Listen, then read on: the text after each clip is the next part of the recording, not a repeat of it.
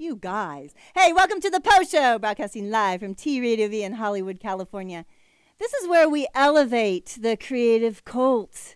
This is where creatives can be seen. So thanks for tuning in, and thanks for always watching us. You guys are cool. I'm Po, as you know. Okay, so Sunday, April 3rd at 7 p.m., The Vital Red Suit at Beyond Baroque, which I was just at Beyond Baroque. That was Sunday, seeing Holiday Mason. No, Saturday. So Holiday Mason was at Beyond Baroque, an amazing poet. Okay, so anyway, Vital Red Suit is a one-time only poetry event featuring a rare collection of contemporary poets. This may be your only chance to catch this lineup, so make sure you note this.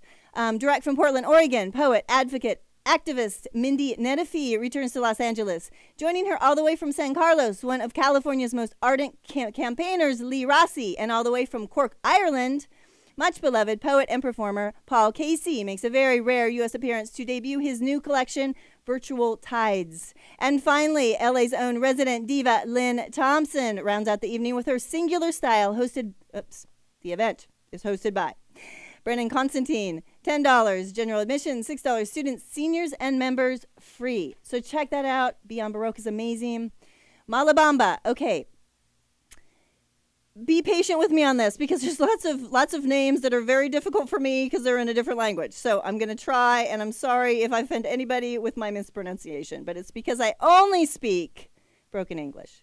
Okay, Malabamba, 107th anniversary celebration at El Cid, 4212 West Sunset Boulevard, Los Angeles, featuring live music from Sidara-san. I hope that's right. A Los Angeles-based group playing a variety of popular Cuban dance music and specializing in Afro-Cuban folkloric music, and the Sour Mash Hug Band, combining Eastern European violin with a 1920s hot jazz, Yiddish song, and even bluegrass to evoke an era and a place that never quite existed. Love that. Plus an Iraqi dance performance by Sarah El Hadidi. I hope that's right. Of Court of Morjana, the art of Iraqi dance, with DJ Jason Savvy and DJ Cat Hair, which is super funny to me, giving away loads of prizes, including 10,000 Italian lire, CDs from the Malabamba vaults, and tickets to see Fanfare Ciucarlia, I hope, at the Luckman. Malabamba, LA's wildest pan-global international celebration of music and dance since 1909. $10 cover, hookah patio, full bar, full bamba. For more info, go to www.malabamba.com. Okay, so with this episode, we're discussing high art. So let's see what that's all about. Soviet student, poor as a thing, would come try to buy my dad's painting on the barren wall in a Soviet rundown block, misery, with one broken stool. A student would want to have a painting on the wall. Art is a religion of 21st century, one that is unifying. I think art was an original religion. The first mural, it was sacred. It has purpose. It has what's important to it. It was before religion. That's why it's primal. It had purpose. It was not decoration. It was something that significantly they believed, our forebears believed, that it affected their very being. Art is not commodity. Art is not entertainment. It's art as a way of life. So the whole idea is that art really sets the priorities for culture, and culture drives the society. Therefore, art is profoundly important. It has nothing to do with decoration. Artists do not invent the priorities for society. They sense it. They sense the direction. They just inhale it maybe first in the air. That's why we're underground. That's why art is underground. Art is the ultimate rebellion because we're not buying what they feed us. Art is opposite to politics in that way. Politics die by extremism, and art dies by mediocrity. If it's not extreme, it's not art.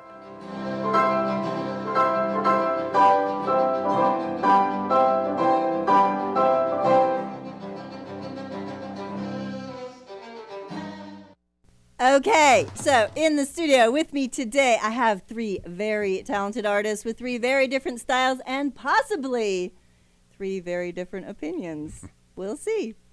A painter of the Russian Representational School and a Soviet art scholar, founder of the classical underground chamber music series and advocate of high art, ALEXEY STEELE. Great to be here. A conceptual artist, self-titled a reluctant realist, described as a new old master, a painter of everything, everyday dysfunctions of modern life, F Scott Hess. Hi, Pope. That's it. Wow. Scott Hess. Try that again, Yeah. Scott. Come on. Let's give it another whirl. Yeah! A little time and a little more champagne. And a little more champagne, possibly. We don't have any marijuana, though, but 420 is not coming. 420 is coming. Okay. And portrait, figure, and still life painter with a mesmerizing existential approach to formal portraiture that conveys a contemporary psychological edge, George Dubin! Wow. Really? That's me? I know, I see the Oh psychological. my that's you. God. That's what people say about you guys. These aren't my words. These Oh, are what okay. people say, so that's why I use it, because this is like what the people say. So The people. You know the people. Like we were talking about on the way here, George. Right. Those people. Whoever they are. Those people. Okay, so, ALEXEY STEELE. Well, it's thank you. It's great to be here, and primarily it's really great privilege to be here at the table with such a great artist like Scott and George. It's always special. It's always perfect to get together with artists. It's that's what fuels our art, fuels our ideas. And thank you for sort of inviting to share this set of ideas that are very important to me. What I would like to talk is about the high art in the contemporary world, in today's world. But what's amazing, before I start into that, it's really important to note that today's world has a distinct difference in its distinct cultural difference. It's diverse and pluralistic. Now it is a field of many clusters that always in the past it was kind of one dominating mode and everything else was kind of on the side. It's not anymore. Today it's a field of every cluster. Each cluster lives by its own set of rules. I think it's called the clusterfuck. That's claustrophobia. Yours is actually better. It's if you're on the side of the single mind mode, it's a claustrophobia because clusters will defeat you. And each of them lives by its own rules, set of rules. And each of those rules could be entirely different, even opposite. But that's amazing part of our stage and culture. Rise and fall of each of those clusters are entirely dependent on their own internal dynamics and the changing in the world itself, and not by, in any means, by that being inherently good or bad. So this is a very important distinction to me personally, before even saying what I'm talking about. And high art, the way I know it, the way I understand it, is one of those clusters. That part of this clusterfuck, claustrophobia, and all of the above in between and beyond. So what I would like to talk just throughout the show is this high art as my heritage and the way of life. Then I would like to talk a bit and touch on changed world, the way the world changed, and the limitations of postmodernism. And then I would like to talk about the applications of principles and practices of high art, the way it came down to me and the way I understand them in my most recent project as applying of those principles live in this new changing reality. And of course, I'm very much excited and very much interested in hearing and opinions of such a great, artists and thinkers like Scott and George about that, because that's I don't know if I'm that great of a thinker. Well, you think with paint. The paint betrays your thinking. So if we have just to put me on time, so the high art. So what is high art to me? High art is central to who I am. It's not just, it's essential. Without that, I'm nothing. I don't even exist. I'm a ghost. And it's a very specific understanding, very specific set of understanding that came down to me from my dad, from my father, great late Soviet artist Leonid Steele. And it's so amazing and symbolic. It just got me amazing sense of inspiration. As I drove in, my dad's resting place right in front of this studio. His grave is right there. Oh, yes, He's with in Hollywood, us yeah. in Hollywood forever. Wow. So it's all significant. It's all we live in the mysterious ways. And my dad signified through his core beliefs and practices the institutional memory of a Russian Academy. So this is multi-generational effort, and it has key principles. That being an artist, we tend to go right into practical principles, but underneath of those practical principles are key philosophical principles. And the key philosophical principles that my dad was founding for his understanding that he came down to me, gave down to me, is art is a way of life, giving its ultimate meaning. That's any type of existence is measured by us through this, through application on art. Nothing else has its own independent relevance. Second, faith in humanity. Faith in humanity as a driving purpose of our enterprise. That's what my dad believed, and that's what we've been taught. The ultimate seriousness of conveying personal truth. That's a fundamental psychological and philosophical principle of that school that I'm part of. And sincerity of expression, that is fundamental to truth speaking. So those we can go deeper, but this is like a key differences that underline the key practical principles of that tradition that my dad vehemently called high art. High art was his motto. He would just something that he would keep refraining to himself or come back in a conversation. And it's based on acquiring a very specific skill set, based on a very specific types of visual principles, based and centered around intense study, live study of human figure as the expressive force in that particular art form. And the purpose of that is ability to convey authenticity of character, absolute authenticity of character, and authenticity of gesture in the mediums of painting, drawing, and sculpture. So these are the basic principles of this Russian academic tradition and its sense of high art. And central to its skill set is acquisition of form sense. It's not flatness, it's acquisition of dimensional reality. It's not copying the flatness of the way we appreciate it, it's understanding the dimensional structure of the world and recreating it from such. Command of a fully developed tonal range, enormously difficult professional from the discipline standpoint, and compositional organization of masses. All those practical principles my dad, through his philosophical beliefs, applied to as tools of expressing his love for people, for his human sense and the love of a common man and woman in a Soviet society. And at that point, and I remember he would go down to the villages, down to this forest away that I remember the tractors pulling our car because there was no roads for 50 miles. That's what he would do. And he would do the shows there. He believed in that deeply, passionately, and he portrayed those people. So that's what came down to me. That's what I grew up with. That's something that has this huge, profound importance to me, and that's what I do. And okay, I'm curious as to Scott, because you come from a little different. The way you got to it was different than passed down, particularly. Yes, I certainly came through the American academic system, and then went off to Vienna and learned classical techniques there. You know what? I'm going to help you out here. This is going to be better. We're going to go to Scott's video real quick. Great. All right. Yeah, we don't want to hear you talk any longer. Kill that. George.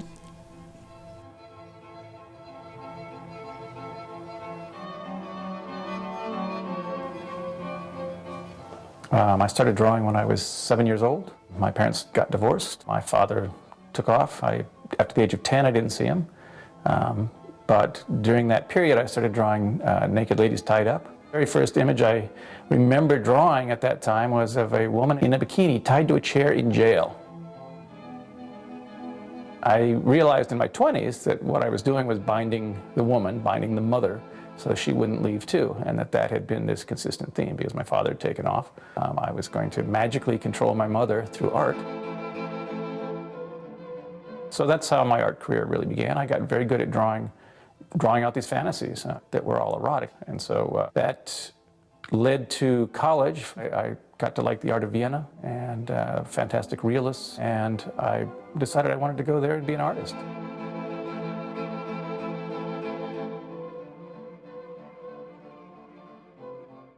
Started living in Austria as an artist. A few months into it, I thought I should show some of these fantastic realists my artwork, and I took my portfolio to the Academy of Fine Art, to Rudolf Hausner's Meisterschule, and I showed him, and he flipped, said, "Oh, this is fantastic stuff," and he bought one on the spot for $500 and said, "When are you going to start studying with me?" I said, "I can't turn this down." Lived in Vienna for 5.5 years. Got homesick for the States. I'd never been to Los Angeles, but I had a girlfriend who was a filmmaker, and so we moved to LA. And my career took off here.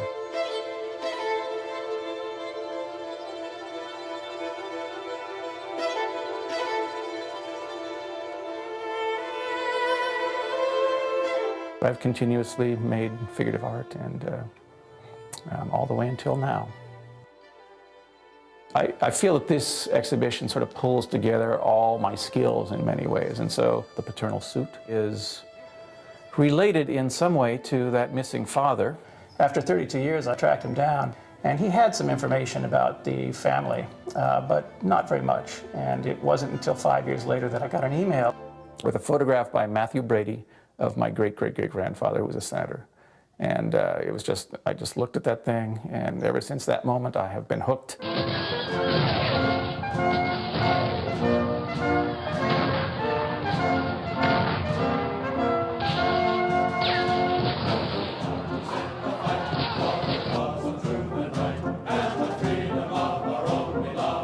In a way, what you're doing with genealogy, and especially if you've got an imagination like mine, you reanimate people.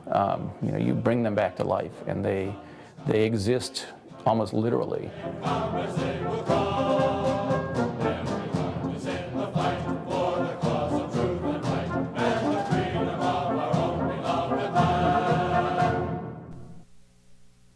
So there's a whole nother, aspect. Scott's coming from a different heritage, a different thing, but there's I don't know, I see a through line. Maybe I'm ignorant, but I see a total through line. Yours came through your father directly. Scott's came from the Academy. Yeah, and Scott's came from the Academy, and his father, but through a different way. It's also through a father. Yeah, he disappeared. And my basic thrust of my career, I think, was to reestablish a father, to get to father myself in a way through my art. And I think I did that for many years. And I think I share many of the same ideas ultimately as Alexey in terms of personal art making. But I probably have a totally different idea about high art than he does. Okay, tell us. Tell us what it is. Maybe just some things. I think high art is dead.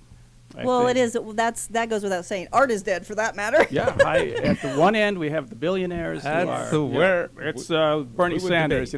The billionaires who have taken the art world in this direction where it's all commodity, and you've got people without any taste at all spending billions of dollars on art. And at the other end, the popular end, you have Instagram. Yeah. You have people that and these are, in my classes, my best painters just go through Instagram. Yep. They look at this stuff and they speed through it, and they spend 3 seconds on each great art piece, and like it or not. that's where our culture is at That the is moment. where our so culture high is. art, That's where right. does it fit in here? Where I does- still make things that I believe are precious, It's but just I a don't know segment of that the culture. society or culture is in that place or ever will be in that place again. I don't think people care that much about it anymore. I think it's become something of a sort of a very small segment of what's going on in the art world. And, you know, having talent or acquired talent or working hard to develop a skill set, as both of you have, doesn't matter like it used to, 20, 30, 40 years ago or 100 years ago or whatever. It's people don't really understand it. They don't understand the struggle of getting to that point, and they don't really care how anybody gets to the end result of their work anymore. It's like they don't care about the blood, sweat, and tears that goes into making art anymore. So Yeah, Do you think that's going to go back, though? Do you think there's going to still be appreciation? Maybe not right now where times are too fast, but I don't know. I kind of think that there's going to be a time when we're needing that. I don't think it's ever going to fully go away, but I just think if you look at what's, being celebrated in the art world as being, I don't necessarily use the term high art, but art that's celebrated, it often doesn't have a lot to do with somebody's, 20 or 30 years of studying, traditional techniques of art or anything. Why like do you that. think that is? Do you think it's because a lot of people can't afford to study? Well, it's partly that, and it's partly just the advent of the idea that anybody can be an artist, and you don't necessarily have to go through any kind of schooling to become an artist. There's too many fucking artists in the planet now. Do you think that the craft is lacking? A lot? I would say yes, but again, doesn't seem to matter. It doesn't matter. It's like, nobody gives a shit if Donald Trump hates black people or whatever. They seem to want to vote for him, Weird, right? So it's sort of the analogy of what's going on in our society and the world in terms of how it affects, us as artists who are, trying hard to, maybe do something that has a certain intrinsic value is not there anymore. People are, we live in a kind of a throwaway instant gratification society. But part of the I know these aren't all the characteristics of high art, but part of it is art that you don't just get right away, that it takes a while. You have to contemplate it, and it's the depth of it. Also, of course, the quality of it. But it's something that moves you, not just a pretty picture, something that has But more we live in a depth. different time, I think, and I think People don't have we do time for live the in a depth. different at one time that was really important. People had lots of spare time. They had, they would just read and they would think about things. Right. I think this is the first time in human history where we can be distracted 100% of the time. Yeah. And I don't think that's ever been the case. And so there's always something going on. You walk down the street, it's like zombies have taken over. Everybody's on their phone, just Yeah. walking. That's true. Any public space you go into, everybody's on their phone. There is a new need. Formerly, people would have been sitting there. They would have had to talk to somebody or would have had to have their mind engaged in some other thought process. You don't have to do that anymore. You can literally be transfixed by your phone or And it's something in acceptable. your phone continuously. It is acceptable. It's what everybody does. It's not just acceptable. And It like is you the said, reality. Instagram. That's the art world. Is Instagram. Yes, that is unfortunate. And when your stuff is that big, it looks pretty good. we used to call the ATM machine back in the 80s when everybody was doing cocaine the Instagram machine. Instagram, there you go. Oh, that's a good one. That's a good fact, George. Just so you know. Just so you know. Well, Scott, A tidbit. you almost quoted directly Huxley. Beautiful 1931 Huxley, Newbury World. Yes. Yeah. A lot of these We people were killed very high prescient. art. If you remember John Savage talking to the controller divining the wisdom of this Newbury World on him, essentially said the same thing. And because Savages wondered, like, why there is no Othello? Why Othello is forbidden? Why is he forbidden and suppressed? And said, we don't want it. Because it's old. Because we only treasure new. It will make people compelled. We to don't like have to it. suppress anything But anymore. that's- People just aren't interested in No, certain but things. that's then another, and then comes a very interesting thing. Much like this brilliant thinkers, I love literary people. There are such brilliant ideas that have been foretold. Of course, it's in a symbolic way, but very descriptive. And then he says, in that very quote, the reason of non-needing the high art and the reason for wiping it out is because nobody will understand it, much as you're arguing. No one needs that because it's changed, because, and it's interesting thing, because it's because of stability. Stability does not need the high art. And the stability, if you remember in the Huxley sense, that sterile world, that there is and we have that part of the world that is becoming sterile. But I disagree. I don't think it's a stable world, and I think that's the problem. And I think people will realize that at some point and seek that because it's not a stable world. That's exactly Paul, and that's at the core of my argument. I know very well the point. Obviously, being in this game for quite a while, I know very well Scott's argument and that part of thinking that is out there. I know it. And that's why I'm coming with the vehement, militant view of opposite. Yeah. Because to me, it's underground. You're not packing heat, are you? I am. It's right there. Can't you see it emanating? Yeah. So, and the key to this, the key idea to this is what you described. Of course, we all see this. We understand that. It's part of the reality. But another part of the reality, just as Paul just mentioned, the world is becoming less and less and less stable and predictable. It used to be. It used to be pretty stable. By the way, it was going good. Second half of the 20th century, fat, great, hamburger, cheap, more loans, all this thing. As long as you're willing and dealing, as long as you give me mortgages nobody can afford, whatever you do with this, I don't care. There was all this funny economy. And then there was 2008. That's right. And that was 2011. And that's those 2011.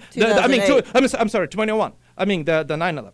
So it was there was this big marker when all that became obsolete. And that's part of the new changed reality. The world has changed yet again. Yes, of course, the world changed drastically from the ideas of high art of the 19th century. By all means, we had the 20th century. We had the first half of the drastic catastrophe. And we had the second half of this managed, we had good. So all this is a net positive, great experience. But today, the world has changed again. We're gonna take a quick break. We'll be right back.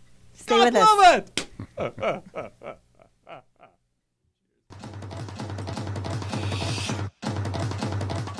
As warned, this episode is intended for mature audiences only. I'd like to thank the citizens of Los Angeles County for welcoming me. That's what the video meant by internationally recognized. Yeah, it's tri-statal. It's a coffee table book. For a small coffee table. Sweatshirt in here would be about as useless as a 2016 David Bowie concert ticket. Real man's button. It's a big boy shirt. Oh, I'm not just a monkey here. I'm going to keep it the way it is. Okay, so let's get some content here. Who else died? Should we? Should we get a little bit of content? I have a lifelong hatred for higher education. Higher education, thumbs down. Okay, what did it do for you? It didn't do anything for me because I didn't do it. 2 days after I graduated high school, I went to be a pirate in the Caribbean. We had no plot, we had no storyline, and we said, can you just walk around and sort of just look cool and spend the next 3 months arguing over it? And then we just were at each other's throats like a bunch of wild street cats. I should not have placed those two together. No. Make it look special in some way, even if you only have $200 or something. Do it as if your name is the headliner, you know. Hit me up on the IG at David Urbanic and also on the Birdbeak. Or if you're really like a creepy little stalker, you know, like a hippie chick, stalker following you around, creeper on the internet from Humboldt. Look for me on Facebook.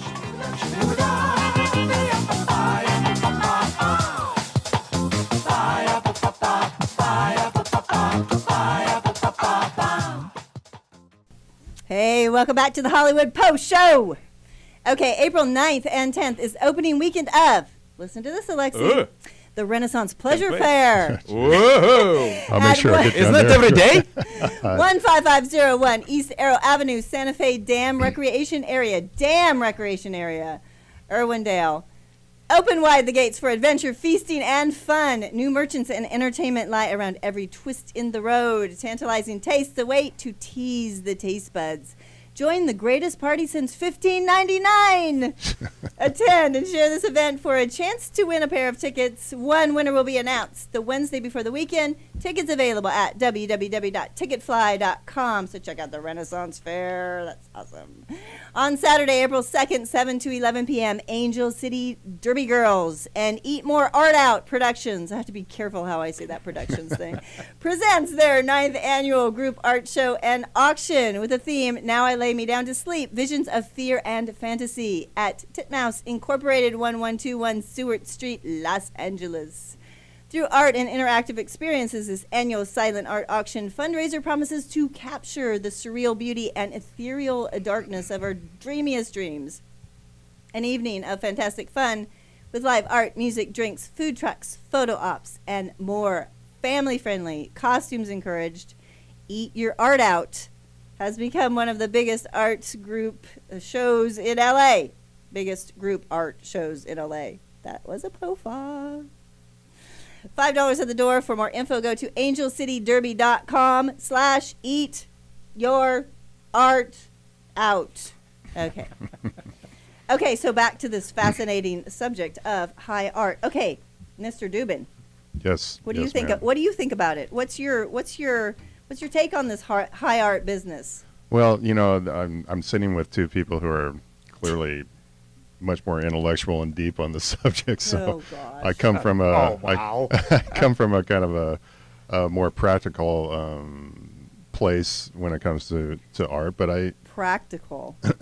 Aren't we practicing something? I've never well, thought I didn't of go you to as college. practical. I'm not studied. I'm not any of that stuff. Okay, so. you know what? We're going to go to George Dubin's video. We'll see what he's about. Yeah, okay. Check it out.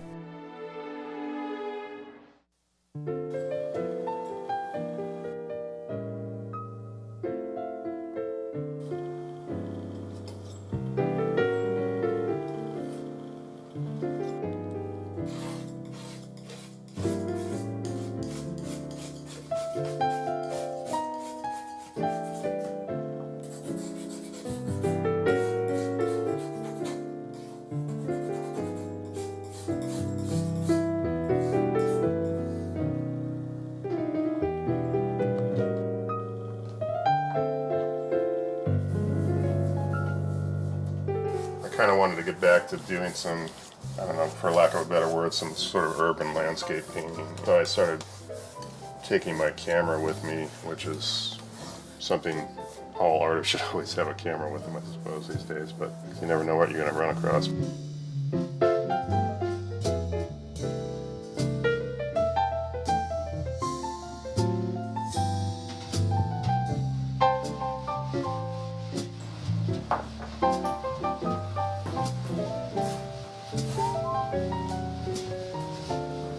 Started sort of seeing these places, you know, as I drive down the freeway that looked like, they just looked interesting to me, not for any one particular reason.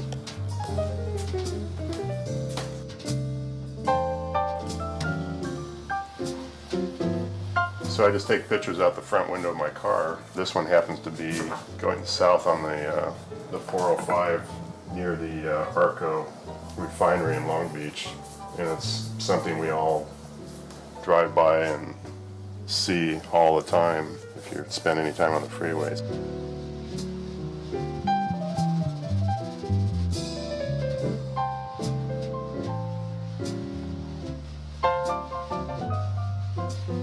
Been sort of thinking about this for a while.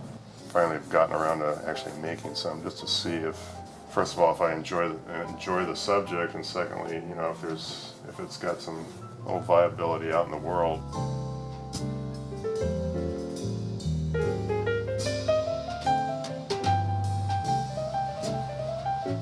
When I see these things, especially if the light's right, that's something that I can get into, and I happen to like this kind of subject matter. It's not that other people haven't done gritty urban landscapes or whatever in the past.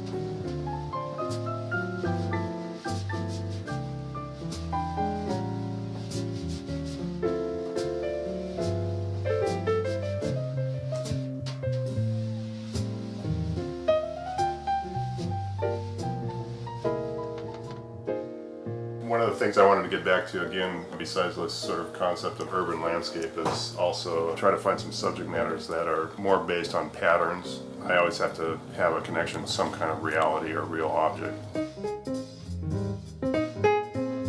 I started looking at images of tornado wreckage and started seeing that kind of feel and look that I was imagining.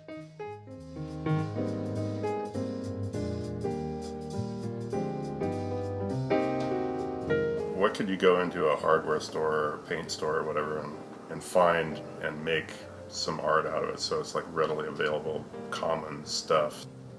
Paint chips always have these like really stupid names they call, you know, the various colors. So I started thinking, well, why don't I just make my own paint chips, and by titling these colors I can also say something about the person in the image. It kind of gave you like 3 different vantage points to enjoy the piece from, one being 30 or 40 feet away where the pixels converge into a pretty realistic image of the person. And then when you get up close to it, you could start reading the little title. So I made up a bunch of really kind of funny little names for these paint chips and had my own printed for me.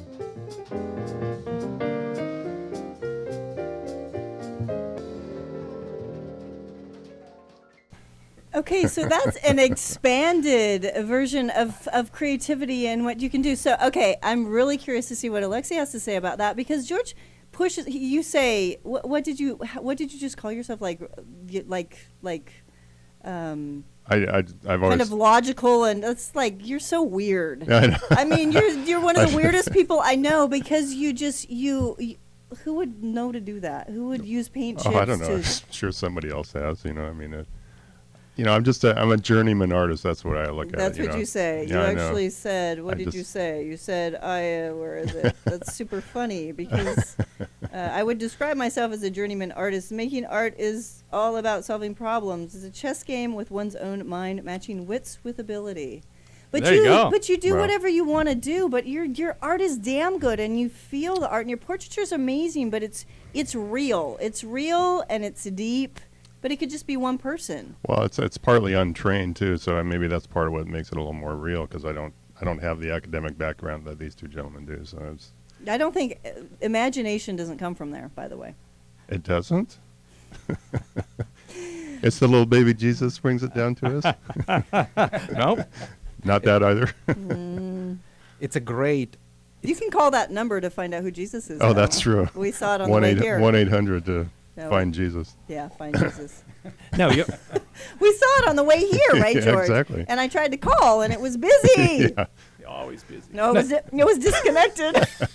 Now that's high art for me. George's fascination with the medium is not disconnected, and the ideas and the intelligence of applying. That's what we just started with. That's what I love in your work. It's the way you look at the medium. The meaningfulness of the medium. The way you apply is wonderful. That's what carries. It's mindful. That's Mindful. That's what carries a meaning, and that's the image comes out of that. And obviously, and as I mentioned, it's a key, unique quality of today's culture, that there is a various ways of constructing the image today that would work or would not work. And that's very important to know. So whenever I say that, and I'm very strong about, my views kind of known for that. Nobody noticed that. Nobody noticed that at all. But it's one of those really fundamental views for me is a real deep appreciation of that completely changed nature of our culture. That's new. But I And- think that here we're talking about something that is culturally agreed upon. If you're talking about high art, there are certain things, at least in the past with high art, that were maybe the nobles were collecting it, they were the important people in a society, they had it. Nothing like that exists today. You know, you can have at the top of the art market, you've got billionaires who are playing around I'd with love to some talk things. about that. But otherwise, money it's doesn't very buy much spread taste. out. I'd Money love to certainly talk does about not buy that. taste. Billionaires don't have any taste. They just have They have market art share and those sort of advisors things. who are part of the game. Right, right. And I hate that. But that's sort of the reality makes two of us, Scott. of where high art is, if you want to talk about the fine art world. It's just that they've got really shitty art in there. Scott, but cannot everybody agree more. else, You talked know, about a cluster, so we're talking about this one cluster of high art. But is there any form, any cluster? well, there's so many of them. Right. That Is none anybody of them, succeeding? None Nobody's of them succeeding. can count No, as they're- society's high art, I think, because there's so many different possibilities. You have, just in L.A., you've got lowbrow, and you've got all of us representational artists, and you've got abstract painters and installation artists and conceptual artists. Which one is the high art? Who can say? I mean, there's so many different possibilities here that I think, and it's spread over such a wide field that you cannot But come down I to a can consensus certainly on high say art. of what high art is for me and for my tradition and for the cluster, whoever voluntarily and consciously put their life on the line to be part of in a non-organized way, but as a religion. So full understanding that there is a different clusters, full understanding and appreciating that and loving. As a matter of fact, I'm loving even the ones who are based on directly opposite principle to everything I hold dear to me. I have a total appreciation for that. This is actually fantastic. What I do not like always, when because of an existence of something else, an appreciation of something else, anybody would wantonly put down my cluster and something that is really important to me that I could describe, that I could quantify, that I could describe the genesis, the present stage, and the application. That's all I'm talking about. Yeah, I'm weirdly, completely talking about the diversity. Weirdly, of culture. I don't think it ever has to be one or the other. Exactly. Yeah, Today, yeah. actually, the paramount of today, and that's what, by the way, and that's what Scott, when we kind of, it's coming is a thread, what Scott was mentioning, what George was mentioning, regardless, we all have obviously our own approaches of dealing, but just like George said, we're all solving problems, right? And we have that overall cultural and problem of the art world as it is, and this Scott and George, and obviously I'm mentioning that the reality of that establishment art that we deal with, what is applied to us in a society as a form of institutionally approved form of appropriateness. Oh, I hate the word institution. That's what we're talking about, and that already behind the trend. So let me touch just a few, just make a few points on that. You know what? Well, for time's sake, while we're doing that, Yeah. can you guys show those 3 photos? This is the 3 photo, one of Alexey's art, one of Scott's art, one of George's art. You can spend a little bit of time on each, and you can. Oh wow, go, that's okay, that's the dawn. That's Alexey. So the ideas are vital to me, and it's not just words. The ideas fuel. The ideas exist not on their own. The ideas are part of this world. We're all observers of this world. We see the zombie generation, as Scott just mentioned. We see all this, and that sparks our ideas. So This is ideas are Scott important Hess. to me. This is Scott. Yeah, great. I mean, greatly conceived work. But the world, the changing of the world made the ideas, the dominating ideas of postmodernism obsolete. That's what I firmly believe.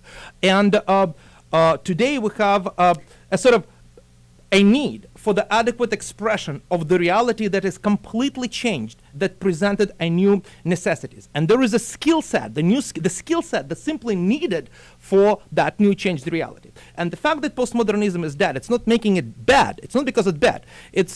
There is a lot of things that are bad, which are not, that are dead, which are not bad. It's just dead.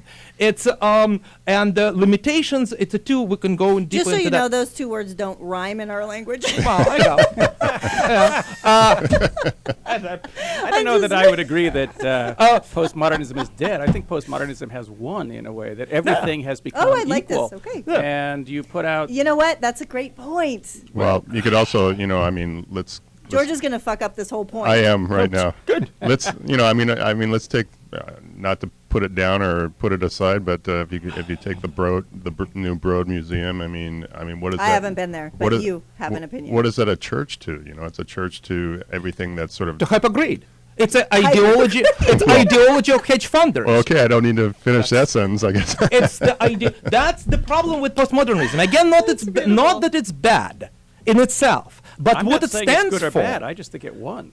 I don't think so. It's a Pyrrhic victory. Yes, everything is won. Classicism had won. Socialist realism had won. Anything that reached the domination in the society had won and been defeated by that. They've been defeated by the fact that they became a solid In establishment. what sense have they been defeated? I Because- mean, because- postmodernism is everything is kind of equal and of equal value. And Oh, no, certainly I when mean, you look through no, what it's not just happens that. online, that's the way it No, works. it's not Well, I just think- that. I think, it's, too, it's not that- that. It has a very specific aesthetic things. You know, there is a lot of criticism on that, and one You critic. have to use your Russian knife.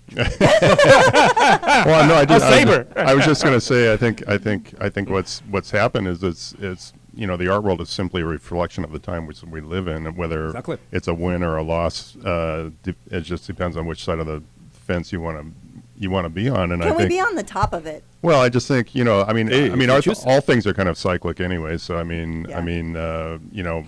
the type of work that we produce goes in and out of fashion every 30 years or something, and Exactly. people do want to get back to stuff that's real. If you look at, people are worried about agree. where their chickens are raised, where their vegetables are coming Exactly. from, so they're gonna, at some point they're gonna want to come back I'm not to, enthralled with genetic engineering anymore. It's the just a emperor's matter of new time. clothes are Yeah. not That's going right. to be happening anymore. That's right, and that's quantifiable. You can look and dissect why is it happen. In my view, because I love answering my own questions. I don't like hanging the questions up there. And to me, it's two limitations. It's the limitation of irony that we reached. That one of the key signifying qualities of postmodernism. Qualities was the use of irony, and the irony was a powerful tool when it was applied specifically to take down the establishment.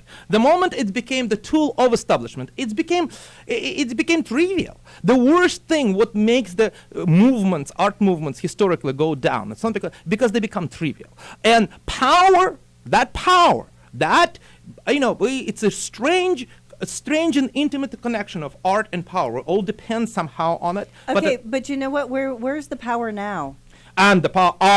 The power is in the people. That's the right. people are Or the money. asleep. The true power is in three the parts, people, two but ends the of it. people. 100%. There are billionaires on one side, and That's you right. have popular culture on the other side. There's more That's right. people than And- there are millionaires. And that's right. At And this the- point. and I'll tell you, the Art Basel is as far away from the changed reality Yes, I of the agree. world on the ground as an income gap.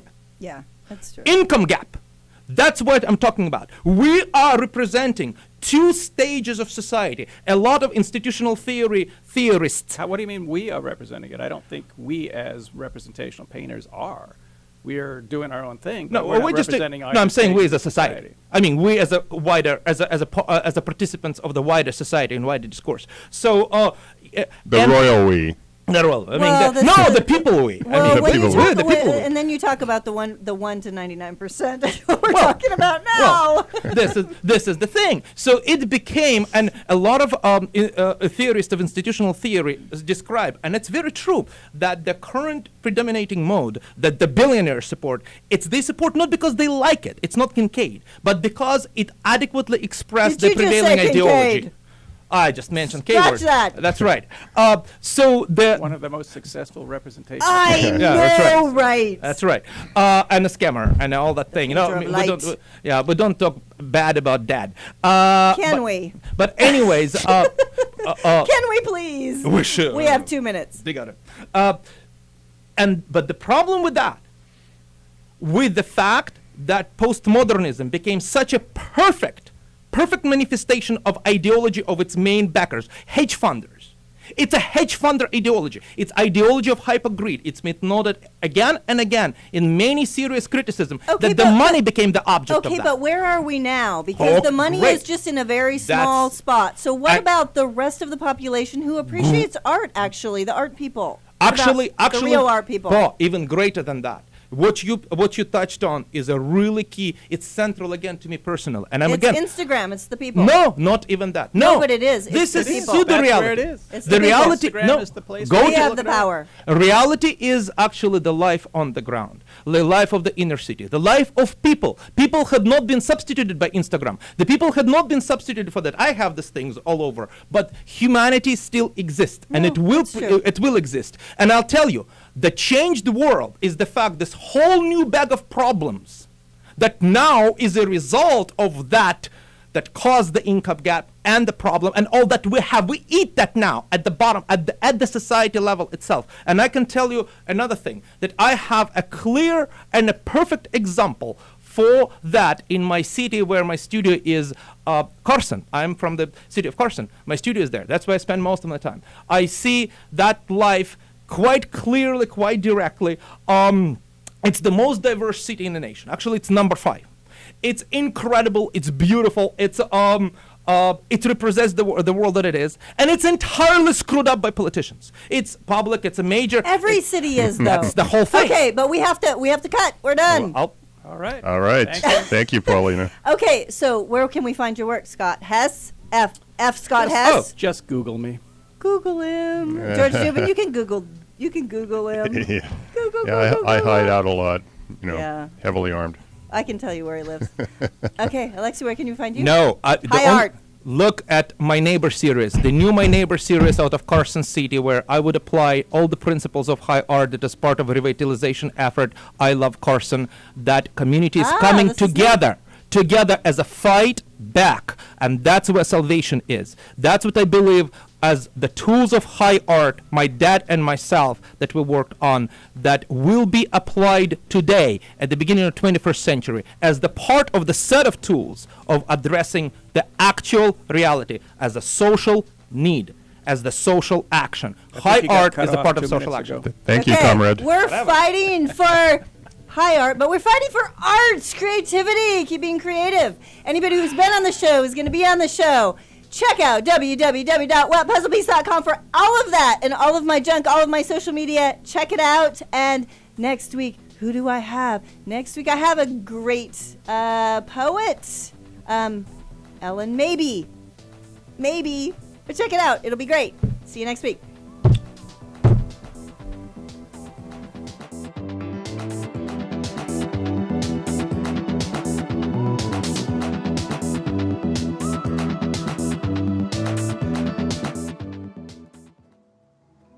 You are watching T Radio V, Radio and TV.